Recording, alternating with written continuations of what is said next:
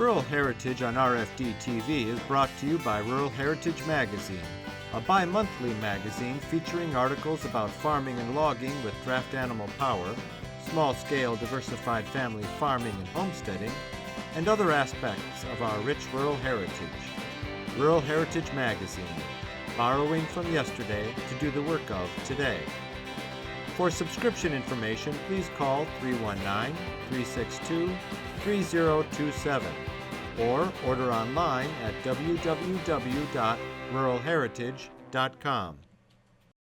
Hi, I'm Joe Mishka, welcoming you to another episode of Rural Heritage on RFD TV, where we show stories of people borrowing from yesterday to do the work of today.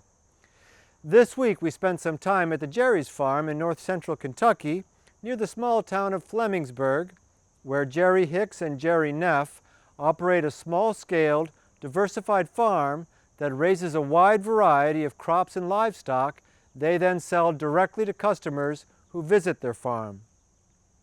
Later, Stacy Lynn Harris will walk us through one of her favorite recipes, a rustic pear pie, which she makes look fun and easy to make and delicious to serve your family. But first, the Jerry's farm. The Jerry's operate their farm using the kinds of animals, plants, tools, and techniques that were being used in the late 19th and early 20th centuries. Heirloom varieties of vegetables and grains, heritage breeds of hogs and cattle, hand tools like a scythe and cradle, and vintage farming implements powered by a team of mules. They study and use traditional methods of raising and preserving food, as well as many of the crafts that our ancestors performed every day, such as splitting cedar shake shingles, basket weaving, quilting, chair caning, and furniture building. Although they have a deep reverence for the traditional ways of years gone by, they are motivated more by the quality and durability they achieve by using these older methods.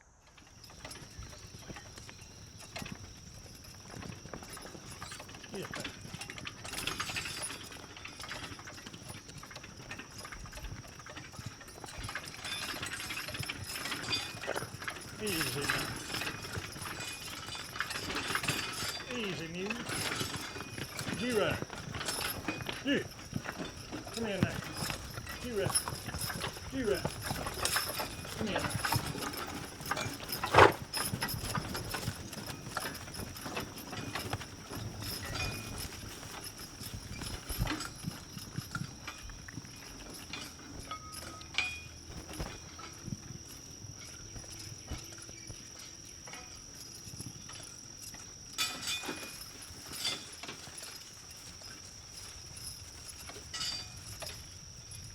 Oh. Yes, sir.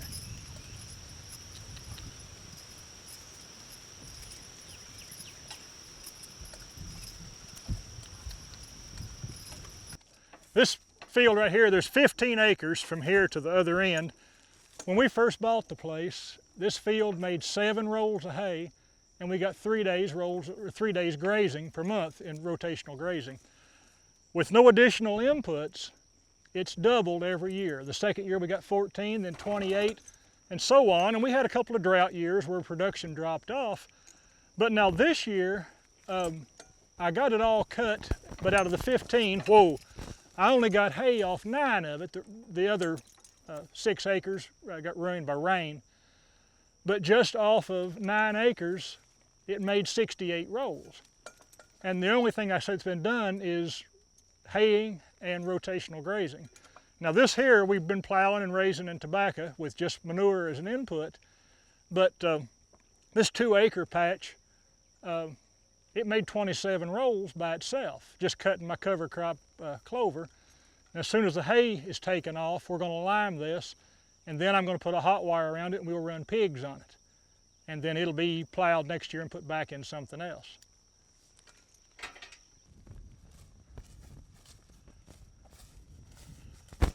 Right now, I've got cattle running all down in here, and they've been grazing on these weeds and stuff that have come up.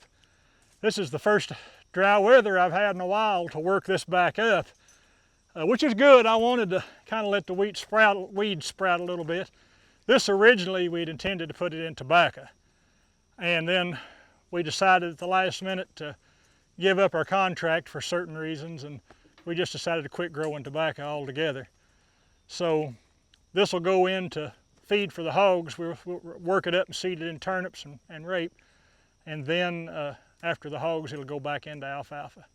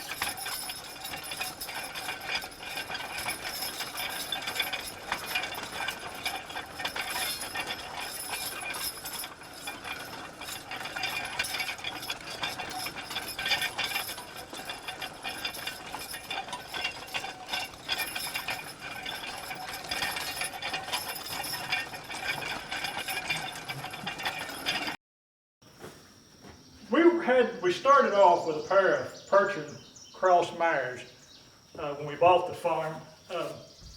I grew up working horses, and on the farm where I grew up, that's all we had. We never had a tractor.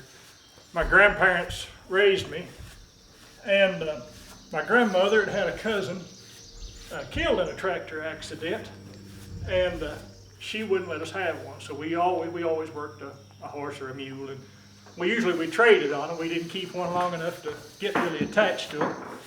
So I kind of grew up with that fear and distrust of tractors and said that I would never have one. And farming was all I ever wanted to do. And I said, well, when I get a farm, I'll get a good team.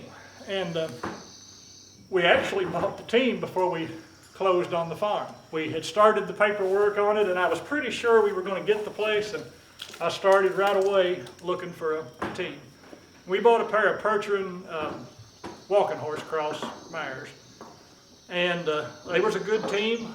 We got along with them real well, and the one of the mare, the off mare died on us, and I couldn't find a mate for the other horse. And we tried everything. I went through. I traded with some of the Amish over here and got some horses, and we were just getting culls, and we weren't getting anything that really suited us. And ended up, I went to a horse trader, a friend of mine, that he deals in a lot of horses and mules over here in the country, and told him that I needed a good team that I could depend on. And he said, well, I'll go to Mount Hope. He said, sale's coming up, and I'll get you a good pair of horses.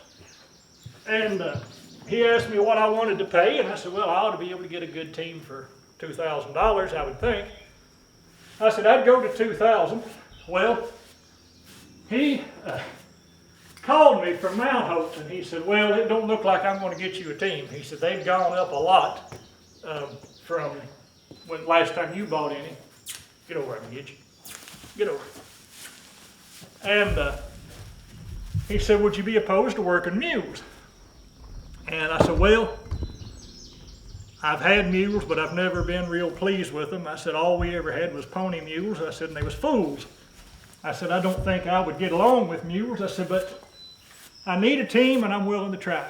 So he said, well, I'll make you a deal. He said, I'd hate to have it said that I couldn't get a neighbor a team to work with. So he brought this pair over to me and told me to work them a month or two and see what I thought about them. And we had a tobacco crop to get in, and I needed a team.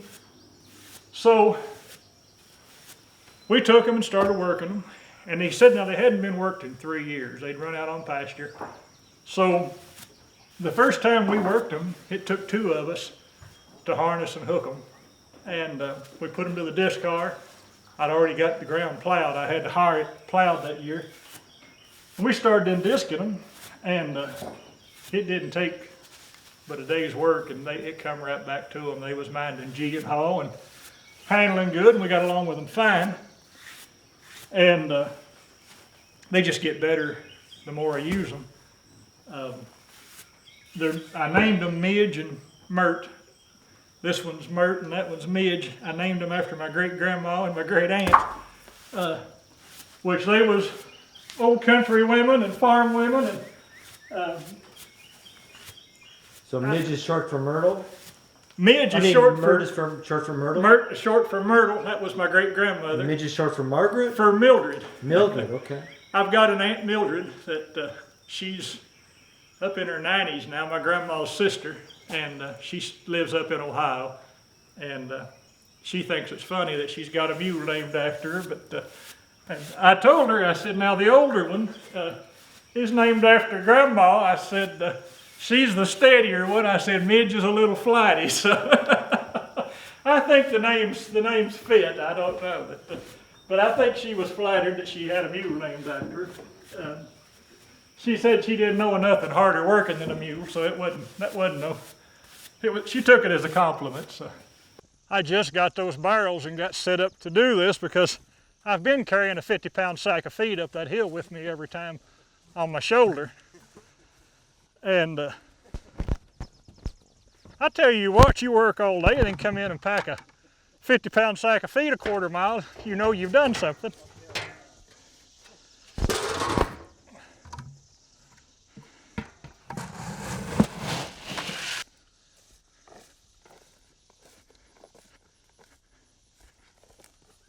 Sit, pig, come on. Pig, pig, pig, pig. Come on.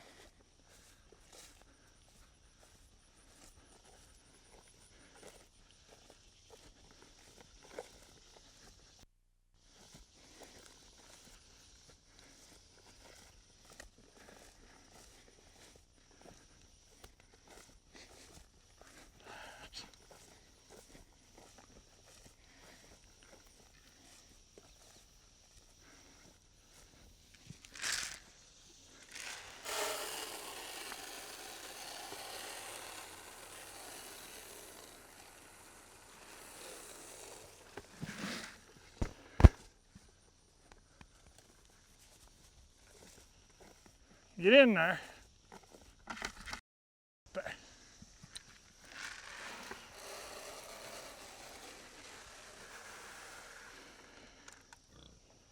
Come on. Pig, pig, pig, pig, pig. Get up there.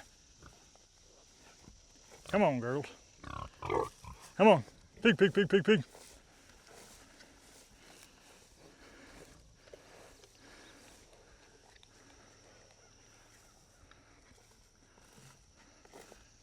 Them hogs should fire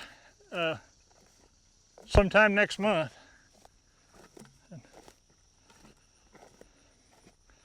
The plan is I'm going to build some cabin sheds out there in the woods. Yeah, to let them fire in. And right now I've left the boar with them, and I'm going to leave him in here when the sows are gone, and then he'll go to a pen down by the house. And I'm bringing in some weaners to finish up. We're going to butcher them this fall. We butcher about 10 to 12 pigs every year and about a dozen steers. You butcher yourself? No, we take them to a USDA place. Now, what's that? You sell it. We sell, yeah, we do. Yeah. Yeah, you couldn't do that if you were butchering yourself. No. Now the chickens we can, which we haven't done chickens in a while because we got to where we couldn't make any money at it. We raised Cornish cross, and we did, not a lot, we did about 1,000 to 1,500 birds a year, and in batches of 100. And we took them to a state inspected place. We would rent it for the day. It was through Land Grant College, Kentucky State University. And you can rent this mobile processor, which at the time wasn't mobile. There was only one docking station, which was in Frankfort at the farm.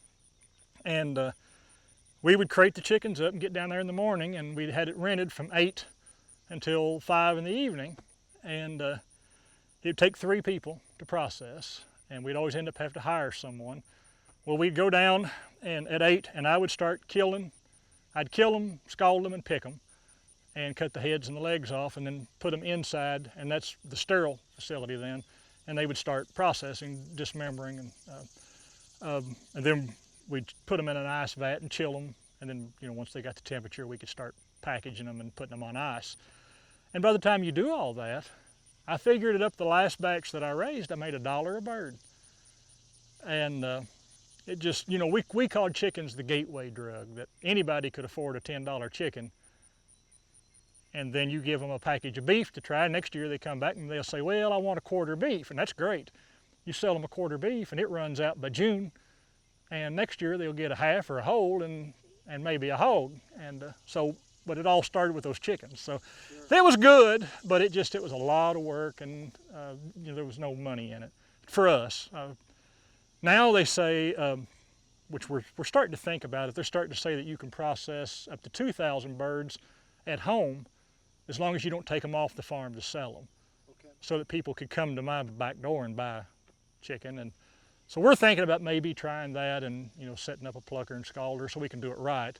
I mean, we're both certified through the health department, you know, to process down there, and we just use what we learned and do it on our own place. People come out on the weekends? We do.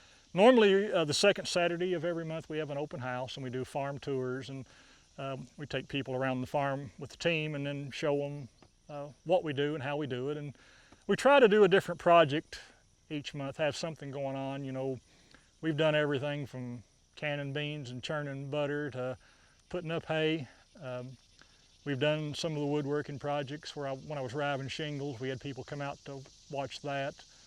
If I'm, you know, got something special going on like that, we try to schedule something different so that people don't come and see the same thing every time. People coming from around the county? No, we've never really had a market here. Okay. Most of our market is Lexington, Cincinnati, and Huntington, really? Which is about 1.5 hours to 2 hours in any direction. We've been on this farm 13 years, and in 13 years I've sold 5 pounds of sausage and 2 chickens local.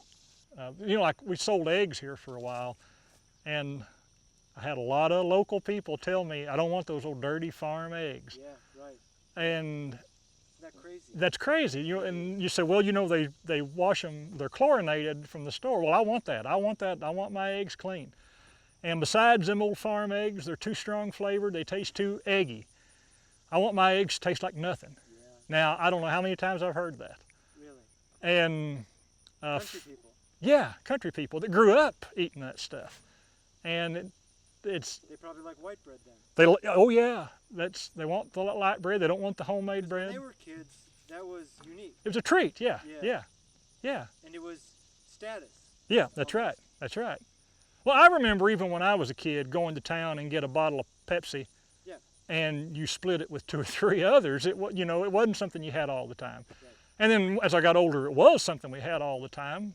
And, you know, I've showed the results pretty quick, but, you know, it's funny. My own family, I have given my family beef and pork and things, you know, that we grow on the farm, and they won't eat it. I found out they would give it away. They wouldn't eat it. That's because it's too strong a flavor. Well, no, it's that old farm stuff, and they just don't. Yeah, they just don't want it. They are on the mindset that it comes from the grocery store, it's safe. It has to be safe. It's been government approved. And, you know, the old saying, a prophet's never a prophet in his own hometown. Well, what could Jerry know about handling meat? I wouldn't eat that stuff. He's just a dumb old farmer. He doesn't know what's safe. And they pass it on. So your market is actually city folk then? Yeah, it is. And that's the people that are into the more health conscious stuff. They're interested in the niche markets, the craft markets, and that's, I think, more where the eat local message is hitting first. And to them, local is an 1.5 hour drive. I'm very proud to say that we provide all the meat for at any given time up to 60 families. And you know, we offer other products from time to time as it's available, and we're constantly looking for new markets. You know, now that we're out of tobacco, we're looking for something to replace that. One of my favorite kitchen appliances is my Harvest Right freeze dryer. It preserves perfectly all my wonderful food from the garden and keeps me prepared for that rainy day that inevitably comes. But I have also found that a freeze dryer works great to preserve our leftovers. In feeding such a large family, I have to double and triple my recipes every meal. Inevitably, I'm left with 1 or 2 servings that would probably get lost in the refrigerator and go bad before they're eaten. By freeze drying the leftovers, I'm saving food for one of those days I need an easy fix for dinner. My kids love these days because they can go into the pantry and pull out whatever meal they want. It is so easy. All you do is spread the macaroni and cheese onto a tray, place it in the freeze dryer, turn it on, and in about a day it will be ready to store for 25 years in Mylar bags. That's all there is to it. For more information, visit harvestright.com. I'm using a recipe from one of my books, Tracking the Outdoors In. It's a tried and true recipe, an all-timers recipe. It's actually a crostata, but I like to call it rustic pear pie. I usually make a lot of pie crust at one time, pull it out from the freezer, put it in the refrigerator and thaw it, and the next day it's ready to go. But if you want to do this, they have pre-made pie crust at the supermarket. Just get one, and who wouldn't want to wake up to a rustic pear pie, because it's made in like less than 15 minutes. The first thing you want to do is slice your pears. You want to make them a really pretty shape. So I've peeled the pear and I'm going to slice it in half. I'm going to get the seeds out with a spoon. Pretty easy. They're a little slippery, so be careful if you're using a knife. You're going to slice it to about 1/8 of an inch slices. Put the slices in a bowl and add about 1/2 cup of brown sugar and about 1/3 cup of flour. Mix that together. I'm going to add a little lemon juice so that the pears don't brown. And we are more than halfway through.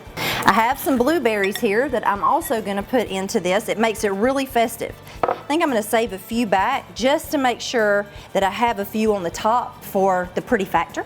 Okay, I've got all of this stirred up, and now it's time to use my hands and to fan the pears out just in a circle, all meeting up in the center. It's time to fold our tart. I have some egg whites with a little bit of water, and I'm just brushing it and using it as glue as I go around the pie. In a few minutes, I'm going to be putting sugar in the raw on top of this rustic pie. I'm done with the folding. Try to make this part look very beautiful, where you can have a little bit of pear and a little bit of blueberries. I have a 350-degree oven, and in the tart goes. It's been about 40 minutes. It's time to get this out, and I am so excited, smelling up the house with these wonderful, wonderful smells. Look at how beautiful. Normally, I would wait to move this, but I want to do it for you. Slide it off. There we go. And here it is. Is that beautiful or what? That's going to be great with a big old scoop of ice cream or whipped cream. Oh my goodness gracious. Some berry sauce on top of that. Amazing. Thanks, Stacy, for showing us that delicious recipe. And thank you for watching Rural Heritage on RFD TV. We'll see you next week. This program is available for purchase. To order your copy, please call 319-362-3027 or visit www.ruralheritage.com. Rural Heritage is a bi-monthly magazine dedicated to draft animal farming and logging, as well as other aspects of our rich rural heritage. It is published by Mishka Press, which also offers a complete line of Back to the Land books, DVDs, and calendars. Call or write for a catalog or subscription information, or visit our website at www.ruralheritage.com.